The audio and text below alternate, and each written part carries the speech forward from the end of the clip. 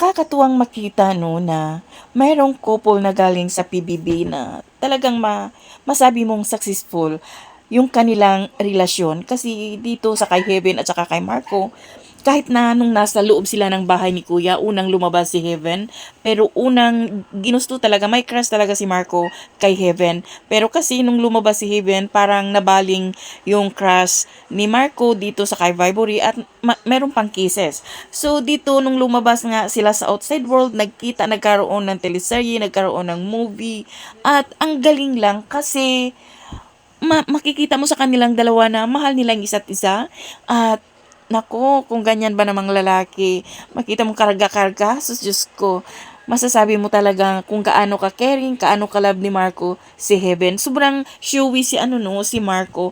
At si Heaven naman talagang pinapakita niya yung love. Clingy din si ano, si Heaven. Kaya bagay talaga silang dalawa. Sana lang hanggang dulo sila na.